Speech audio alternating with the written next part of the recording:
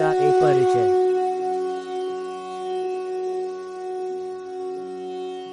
भगवद गीता महाभारत के भीष्म पर्व के अंतर्गत 700 श्लोकों का एक संकलन है, जो भगवान श्री कृष्ण और अर्जुन के बीच हुआ संवाद है।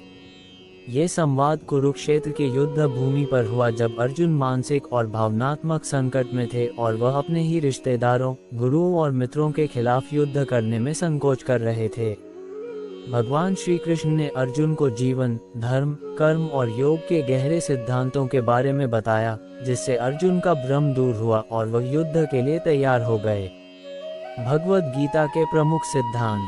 1.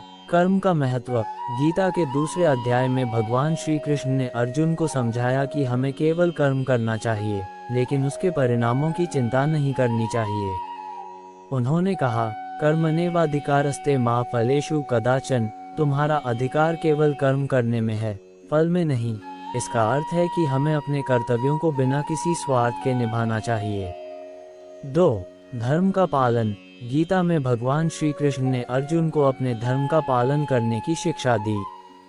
उन्होंने कहा कि जीवन में प्रत्येक व्यक्ति को अपने कर्तव्य का पालन करना चाहिए, चाहे वह सुख हो या दुख। 3. योग। गीता में योग को जीवन के उद्देश्य के रूप में प्रस्तुत किया गया है। श्री कृष्ण ने कई प्रकार के योगों के बारे में बताया।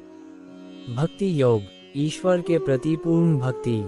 ज्ञान योग, आत्मज्ञान और सत्य की प्राप्ति। कर्म योग, निस्वार्थ भाव से कर्म करना।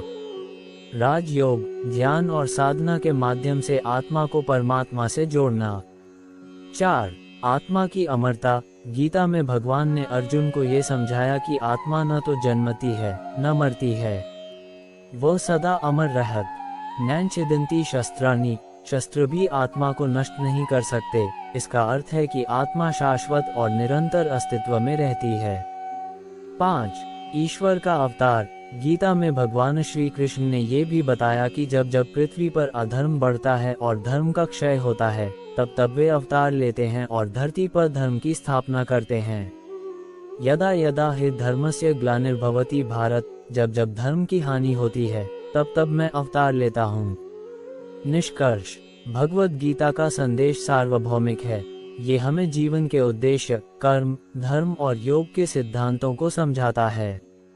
गीता का उपदेश न केवल अर्जुन के लिए, बल्कि हर व्यक्ति के लिए मार्गदर्शन प्रदान करता है, ताकि वह अपने जीवन में शांति, संतुलन और सद्गति प्राप्त कर सके।